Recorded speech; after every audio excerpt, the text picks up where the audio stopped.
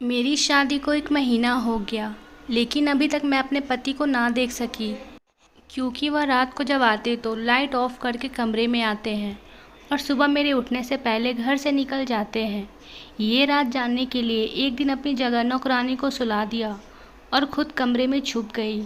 जब लाइट जलाती तो मेरी चीखें निकल गई, क्योंकि अचानक से आने वाली नींद के झोंके ने मेरी बंद आंखों को खोलने पर मजबूर कर दिया था। मैं पिछले 4 घंटे से अपने कमरे में बैठी अपने पति का इंतज़ार कर रही थी। अब तो बैठे बैठे मेरी कमर में दर्द शुरू हो चुका था। जब यूं ही जमाई लेते हुए घड़ी की तरफ नज़र दौड़ाई तो रात के 1 बज रहे थे। मेरे तो होश उड़ गए थे। आज तो मेरी सुहागरात थी, मेरी पहली रात, जिस रात पति पत्नी एक दूसरे से कई वादे करते हैं और उम्र भर साथ निभाने के कस्में खाते हैं। मैंने अभी तक अपने पति को नहीं देखा था। कुछ हमारे खानदान में भी रस्में थी। शादी से पहले लड़का और लड़की की फ़ोटो भी नहीं दिखाई जाती थी। बस छोटी बहन से सुना था कि मेरा दूल्हा बड़ा ही प्यारा है। खुद ही दिल के सपने बुनने लगी थी। इस रात का इंतज़ार तो ना जाने मुझे कब से था, और मुझे जब लाकर इस कमरे में बिठाया गया तो मैं बहुत डरी सहमी सी थी। मगर 4 घंटे बैठने के बाद ना सिर्फ मेरी कमर दर्द कर रही थी, बल्कि जमाई ले लेकर मेरे सारे सपने और ख्वाहिश भी ख़त्म हो चुका था। एक बार तो सोचा कि उठ के बाहर जाऊं और जाकर देखूं कि आखिर मेरा पति कहाँ है, मगर फिर बाहर जाना मुनासिब नहीं लगा। जब नींद में बहने लगी तो यूं ही बैठे बैठे बेड के क्राउन से टेक लगाकर सो गई। अब और इंतज़ार करना मेरे लिए मुश्किल था कि तभी दरवाजे का लॉक खुलने की आवाज़ आई। मैं हड़बड़ा कर आके खोल कर देखने लगी, मगर मेरे कमरे में तो खूब अंधेरा फैल चुका था। मैंने सहम कर कहा कि कौन है, मगर पैरों के चप्पल की आवाज़ मुझे सुनाई नहीं दी। मैं सकपका कर बोली कि सुनिए जी, क्या ये आप हैं? ये कमरे में इतना अंधेरा क्यों कर दिया? क्या लाइट चली गई है? मैंने एक ही सांस में कई सवाल कर डाले थे। तभी गला खखार कर एक मर्दाना आवाज़ गूंजी, मैं हूँ आपका पति। इतना सुनना था कि मेरा दिल की धड़कन तेज हो गई। हालांकि मैं जानती थी उस वक्त मेरे कमरे में मेरा पति ही आ सकता है। ऐसे लगता था जैसे पति की आवाज़ सुनकर मेरी सारी थकान वहीं दम तोड़ गया हो। अब मुझे शर्म आ रहा था, मगर एक बात की हैरानगी हुई थी कि आखिर पति ने कमरे में आते ही अंधेरा क्यों कर दिया था। मुझे यह बात थोड़ी अजीब लगी। अगर लाइट चली गई थी तो मोमबत्ती या टॉर्च भी कमरे में ले आते। मैं आंखें फाड़ फाड़ के देखने की कोशिश कर रही जब मुझे एक मर्दाना साया सा अपनी ओर तरफ आते हुए नजर आया। पति मेरे सामने आकर बैठा और कहने लगा कि माफ़ कीजिएगा, बाहर दोस्तों के गपशप लगाते हुए वक्त का पता ही नहीं चला। आप तो जानते ही हैं ऐसे मौके पर दोस्त कहाँ जान छोड़ते हैं। आप काफ़ी थक गई होंगी, मुझे लगता है आपको सोना चाहिए। बाकी बातें हम कल कर लेंगे। मेरे पति तो बात करते हुए बहुत अटक रहा था। उनके मुंह से हकलाते हुए शब्द भी ठीक से नहीं निकल रहे थे। इसका हरगिज़ ये मतलब नहीं था कि उन्हें अटक अटक कर बोलने की बीमारी थी। वो तो यूँ बात कर रहे थे जैसे मुझसे शर्मा रहे हो। उन्हें मुझसे शर्म आ रही हो। मर्द होकर उनका मुझसे शर्माते हुए बात करना मुझे बहुत परेशान कर गया था। फिर याद आया कि छोटी बहन ने भी बताया था कि दीदी आपके मंगेतर बड़ी शर्मीले किस्म के हैं। मैंने पति से कहा कि आपने कमरे में अंधेरे क्यों किए हैं? क्या आप मुझे देखना नहीं चाहते? जाहिर है एक औरत शादी की रात बस अपने पति के लिए तो सस्ती है, ताकि उसका पति उसे देखे, उसकी तारीफ करे। मेरी बात सुनकर पति कुछ देर खामोश रहा और फिर कहने लगा कि मैंने तो आपको जी भर के देख लिया था जब आपको मेरे पास लाकर बिठाया गया। आप बहुत खूबसूरत है और हमारे यहाँ एक रस्म है, मुझ पर किसी ने जादू करवाई थी ताकि मेरी शादी ना हो सके। इसलिए पंडित जी ने बताया कि तुम्हें कुछ दिन तक रात को अंधेरे में पत्नी के पास जाना है। मुझे ये बात बड़ा अजीब लगा था, मगर उस वक्त मैंने इस बात को सच मान लिया, क्योंकि पहली ही रात को मैं किसी बहस में नहीं पड़ना चाहती थी। उस रात मैं सोने के लिए लेटी तो मेरा पति पहले ही लेट चुका था। दिल में एक ख्वाहिश थी कि पति का चेहरा देखूं। आखिर वो मेरा पति बन चुका था। जब वह बारात लेकर हमारे यहाँ आए थे तब उनके चेहरे पर सेहरा बांधा हुआ था, जिसमें फूलों की लड़ियों से मुझे उनका चेहरा दिखाई नहीं दिया था। रात गुजर गई। मैंने सोचा चलो ये रात भी गुजर जाने दूं। चंद घंटों की तो बात है, सुबह होते ही मैं अपने पति को देखूंगी। मैं पति से पहले सो गई। सुबह जब मेरी आँख खुली तो मैंने मुस्कुराकर बेड के दूसरे तरफ देखा। मैं चौंक कर उठ गई क्योंकि बेड तो बिल्कुल खाली था। वहाँ तो मेरे पति ही नहीं था। वॉशरूम भी खुला था। मैं हड़बड़ा कर उठ बैठी और कमरे से बाहर निकल आई। बाहर आकर देखा तो मेरी सास परेशान सी बैठी थी।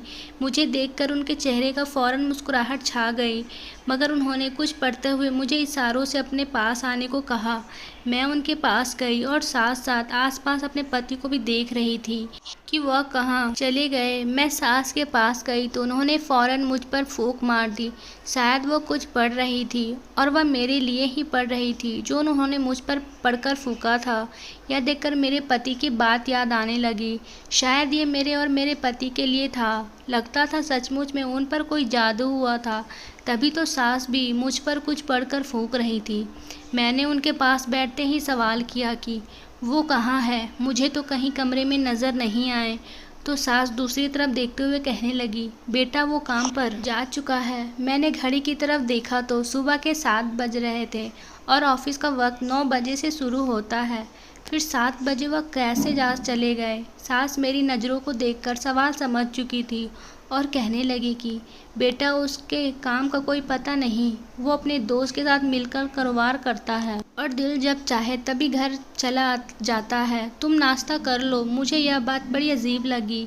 मेरा दिल चाहा सास से पूछूं क्या पति की शादी में मर्जी नहीं थी। ना ही रात को उन्होंने मुझसे कोई बात की थी और ना ही वो चेहरा दिखाएं।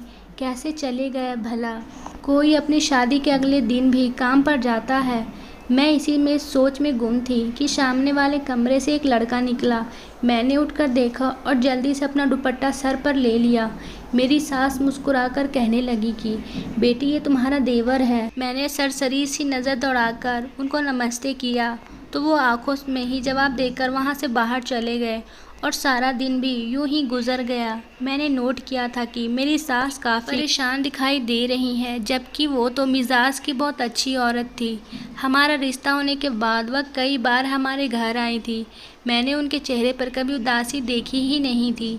थोड़ी देर में ही वह बहुत खुश मिजाज थी। मैं तो बहुत खुश थी कि चलो सास बहू में खूब जमेगी, मगर वो तो मुझसे बात भी दूसरे ख्यालों में डूबी हुई करती हैं।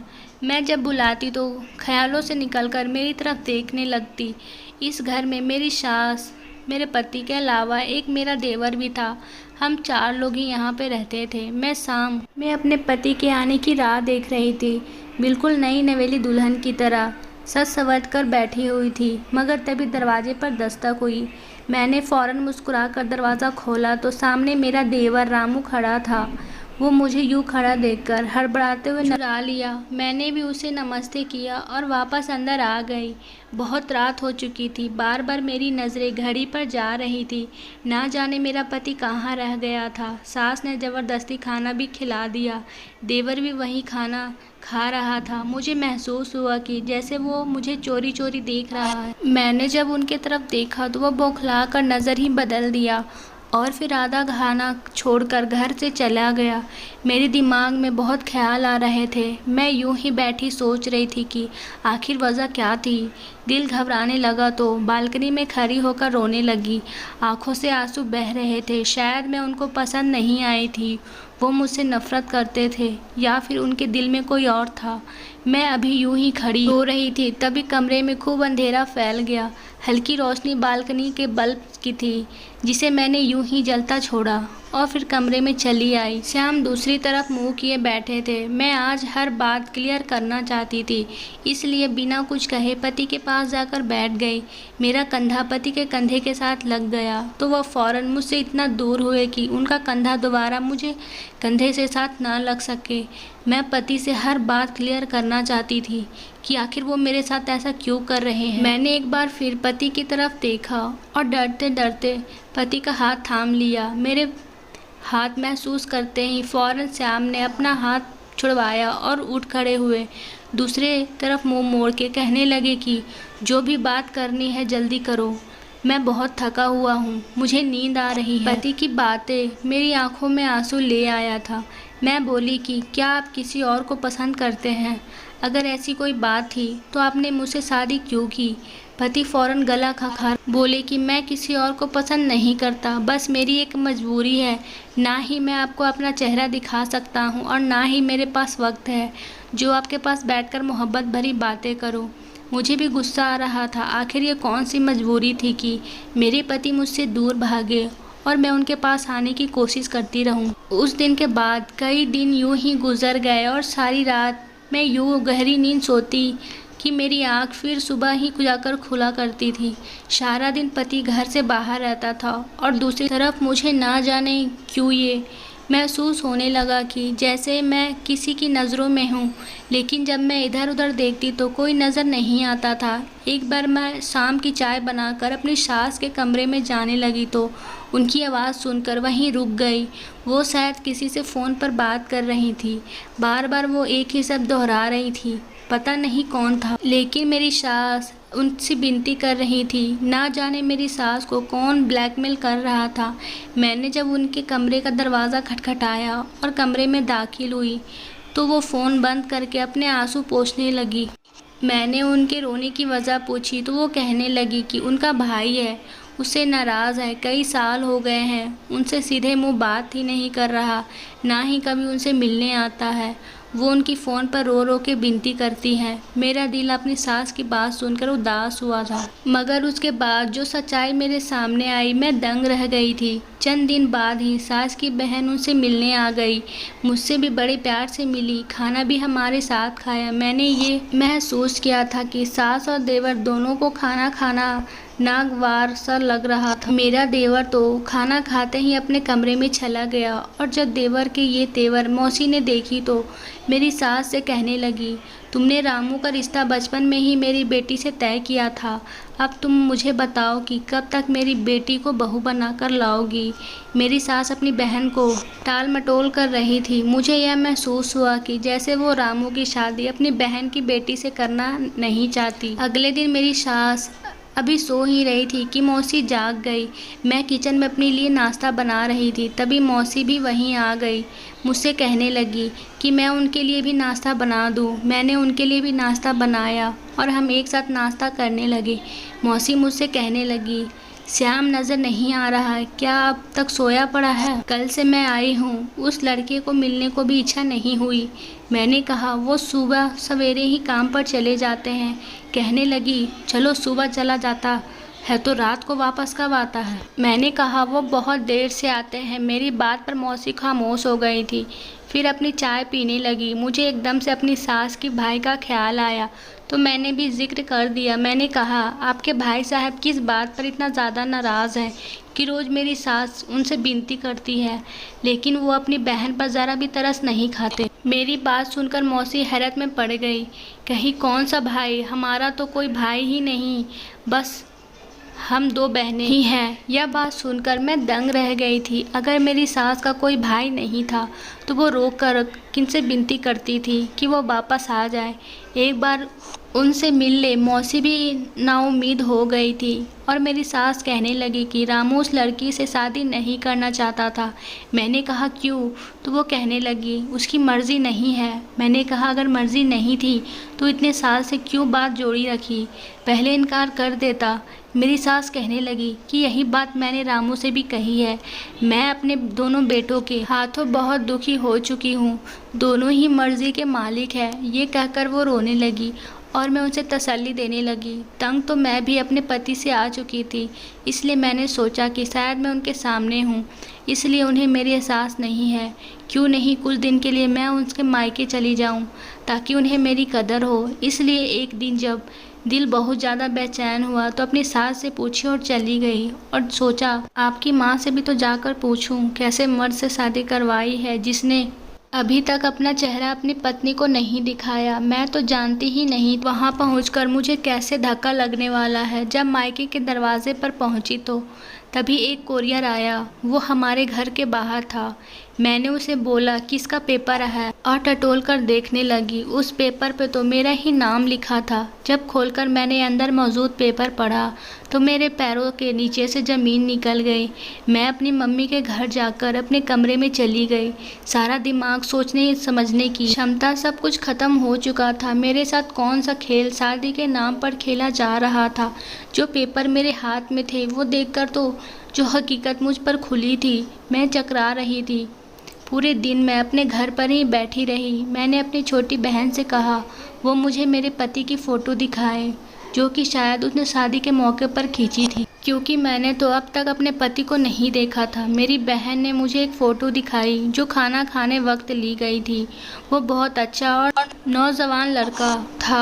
मैं कोई भी बात अपने मायके में नहीं बताना चाहती थी। मैं कुछ दिन बाद ही वापस ससुराल चली गई। मुझे सच्चाई को सामने लाना था। रात को फिर से वो इंसान मेरे कमरे में आया था जो पिछले 1 महीने से मेरा पति बनकर कमरे में आता था और सुबह होते ही चला जाता था।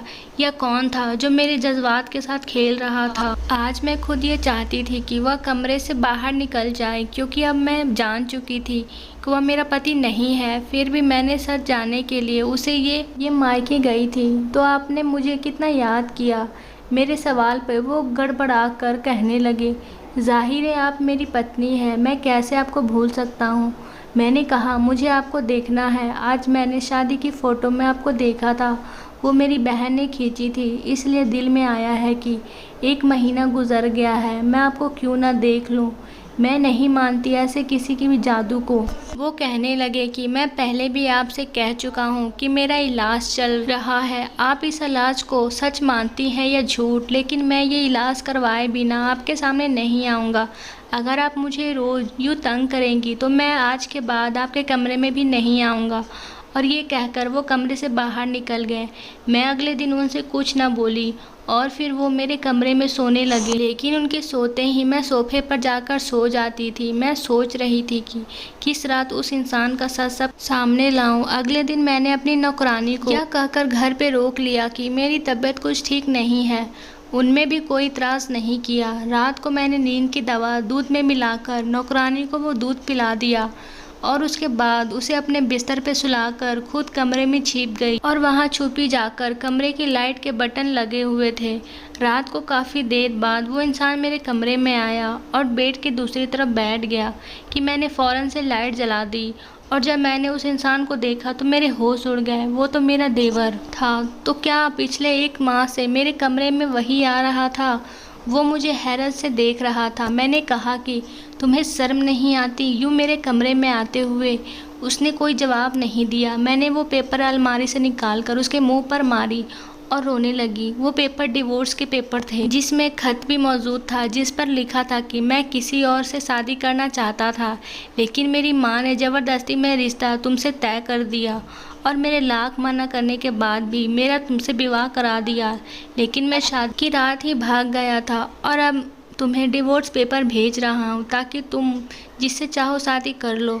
उस वक्त मैं चकरा कर रह गई थी कि जब मेरा पति शादी की पहली रात ही भाग गया था तो कौन मेरे कमरे में आता है और मेरा देवर मुझे धोखा दे रहा था। मैंने उसका कॉलर पकड़कर उसे झकझोर के रख दिया कि उसने मेरे साथ ऐसा क्यों किया। वो कहने लगा, मैंने आज तक आपके साथ कुछ ऐसा नहीं किया कि आपको या मुझे शर्मिंदगी उठानी पड़े। मैंने जो कुछ किया अपनी माँ के कहने पर किया है, क्योंकि श्याम भाई शादी की रात ही भाग गए। मेरी माँ डर गई थी कि अगर यह बात फैल गई तो क्या होगा, इसलिए मुझे कमरे में जाने को कहती हैं ताकि आपको इस बात पर शक न हो जाए और बात बंद मुट्ठी में ही रह जाए। लेकिन मैंने आपके साथ कुछ ज़्यादा भी गलत नहीं किया। मैंने कहा मैं यहाँ सिर्फ सच जानने आई थी। तुम्हारा भाई मुझे डाइवोर्स दे चुका है, इसलिए मेरा इस घर से कोई रिश्ता नहीं। मैं अगली सुबह अपने मायके चली गई और सारी बात अपने घर वालों को बता दी। मगर कुछ माह बाद मेरी सास हमारे घर आई। उन्होंने मेरे घर वालों से माफ़ी मांगी और मेरा रिश्ता रामू के लिए मांगने लगी। कहने लगी अब अगर आपने बेटी की शादी की तो आपको अच्छा रिश्ता नहीं मिलेगा। गलती मेरे बेटे का है या मेरा, और सज़ा आपकी बेटी को क्यों काटनी पड़े। मैंने शाम से बहुत विनती की कि वो वापस आ जाए, लेकिन वो नहीं आया। मेरी मम्मी पापा ने मेरा विवाह रामू से करा दिया। सच ही कहते हैं कि एक औरत ही एक औरत का घर बर्बाद करती है। और आवाद, आपको मेरी कहानी कैसी लगी कमेंट करके हमें ज़रूर बताएं। कहानी अच्छी लगी तो चैनल को सब्सक्राइब, वीडियो को लाइक और वीडियो को शेयर ज़रूर करिए। धन्यवाद दोस्तों।